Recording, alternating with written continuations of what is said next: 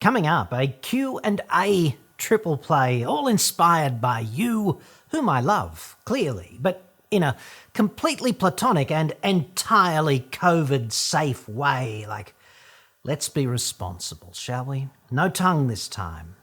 Not from 1.5 metres minimum safe separation in any case. Like, do I look like I'm made of Gene Simmons? Let's rock and roll all night and party every day.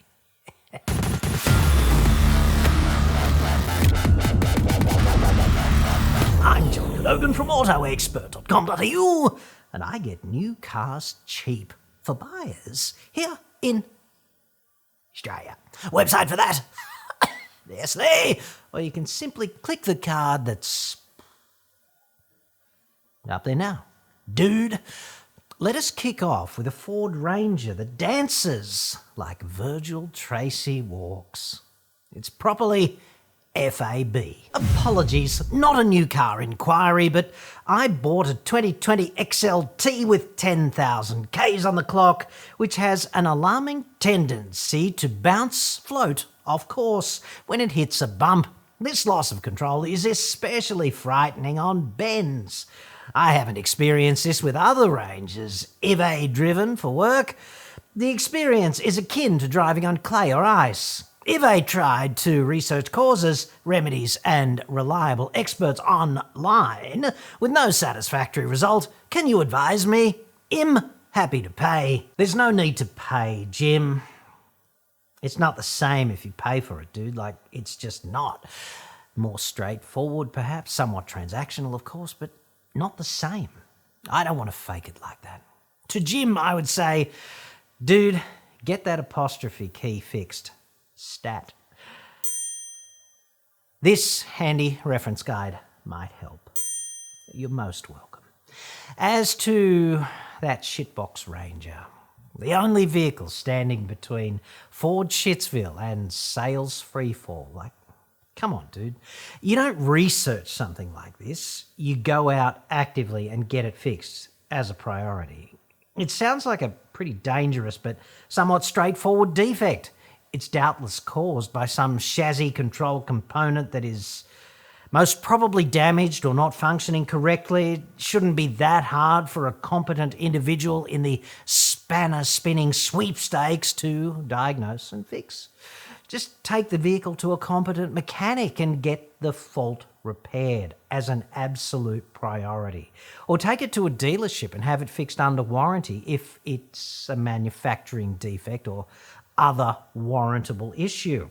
And on this point, maybe just get the diagnosis done independently first, like for a fee, and then take it to the dealer if it is warrantable, because the dealer will be an extortionate way to fix a defect that flows from something like poor crash repair or abuse, like overloading and breaking a damper or a mounting point, etc., or other non-warrantable issue. Even if it wasn't you who committed the abuse, it's still not going to be warrantable if it's an issue of that nature. I'd also suggest that a proper pre-purchase inspection by a trusted independent mechanic next time when you go out and buy any used car would alert you to this kind of thing before you drop the big bucks. Don't drive this vehicle at all if it's dangerous, would be my core message here. That is A, immoral and unethical because you're putting others at risk by doing that, and B, it could have serious legal consequences. Like if you're aware of the risk and you do it anyway, that's like negligent. If you need to get it towed off for repairs because of safety concerns, do that. Cop the cost on the chin. And now this from Lambros, just call me Ross, Corlass. I watch your videos all the time and really enjoy them. They make me laugh when I've had an average day at the office. I'm looking for my daughter's first car and want to know what the CVT transmissions are like in later models 2017 plus of the Suzuki Swifts. I know they are made by Jatco, but have they improved at all or are they still shit? Used car prices have gone through the roof. I am hoping to spend about 12 to 14,000 bucks for something. Keep up the great videos. Cheers, Ross. Hey, Ross, that's very kind of you to say, mate. Thank you. Humour's hard too, dude. Like, reporting is easy. Like, look at the Muppets who do that. But humour, who knew going into this up front, right? Now, I've never had a complaint about a CVT in a Suzuki. However, the word Jatco and the 2017 timeframe, it does fill me with dread. Suzuki's not a real big player here in Australia either, but frankly, the question on my lips and gagging to erupt in the manner of a projectile VB and Vindaloo Technicolor yawn on a Friday evening about midnight is there something fundamentally wrong with the Mazda 2? Like, riddle me that, dude, because that is probably the best car of that size available. And if I had a daughter whose need was for a reliable, safe, just generally good and fairly polished new/used car, that would be what I would be trying to get her in. Just saying. Hi, John. We saw your video on weight distribution hitches and was interested in your comments regarding drains and the pressure you would put on the tow bar, etc. Would you prefer airbags on the back axle 'S? Peter. I'm all petered out now, dude. You could do with a little green fucking apostrophes assistance too, in my view. Link in the description. Pro tip, never use apostrophes for pluralization, no matter how provocatively they gyrate in front of you in the gentleman's club of yo imagination. Just saying. You've asked me what I would prefer to see, okay? And I do prioritise honesty over the need of appeasement.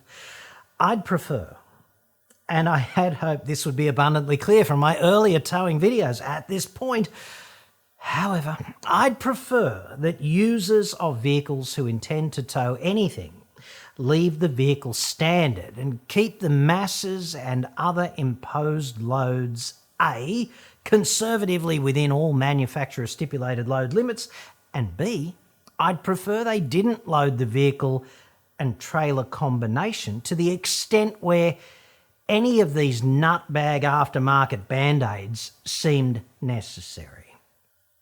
My preference is based on the quaint engineering notion that these insane compensatory devices and systems do not prevent you from overloading the chassis and or the axles. They just make dud loading decisions look better.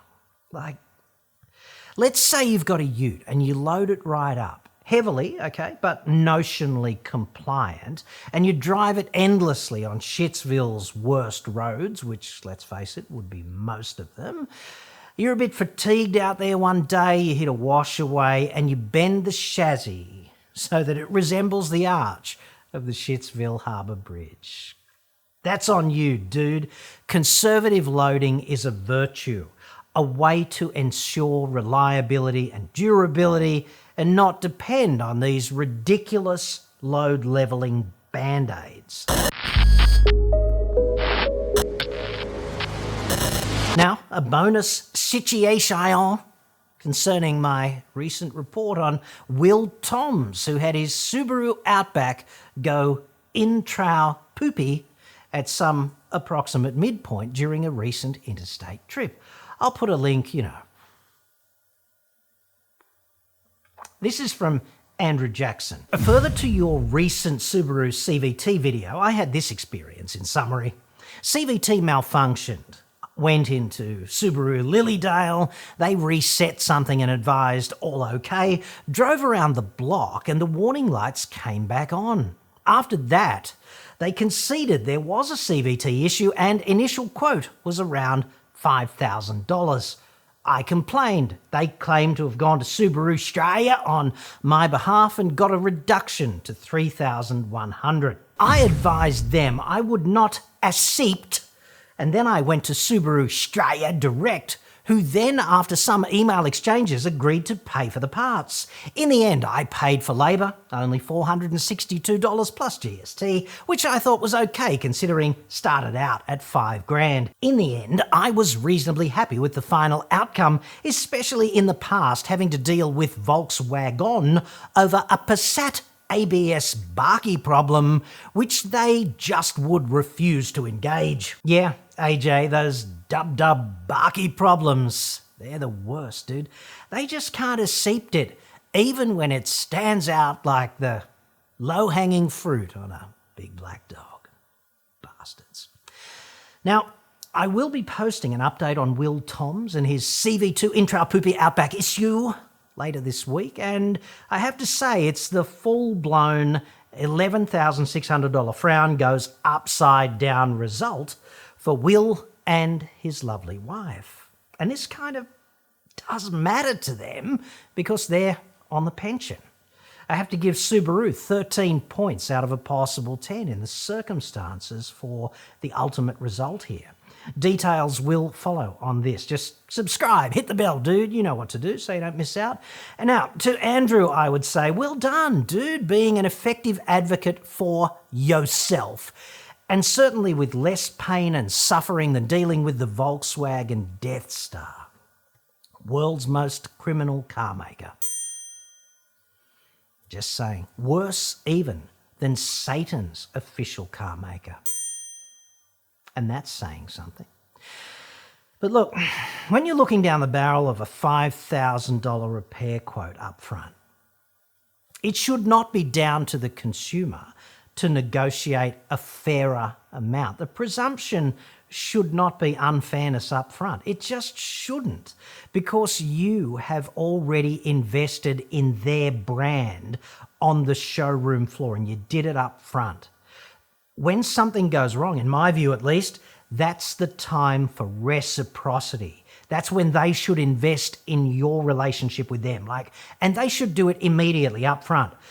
If $462 was the final price, then the magnitude of the proposed rip-off up front was $4,500.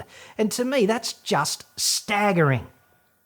And this is how the car industry continues to do business. They try it on at every step. They see you coming and they hope like hell that you'll just cave in and pay.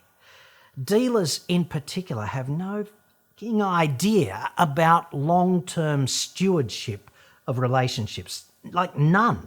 It's irrelevant to them, some of them anyway. Maybe most, I don't know. I haven't done the numerical analysis. Certainly it's a big enough slice of the pie so as not to be insignificant. Some consumers, they cave in early and maybe they're just not capable of standing up for themselves or they abhor confrontation, whatever. To me, this is just a disgraceful imbalance of power. There'll be a full update on Will Tom's Outback CVT and the $11,600 transmission replacement later this week. The pro tip on that, I'm just prick teasing now. It wasn't even the CVT that had failed. I've got the full technical report. Details to follow. Subscribe now so you don't miss that. It is kind of interesting, like Chinese whispers. And hit the bell so that you get notified. Thanks for watching.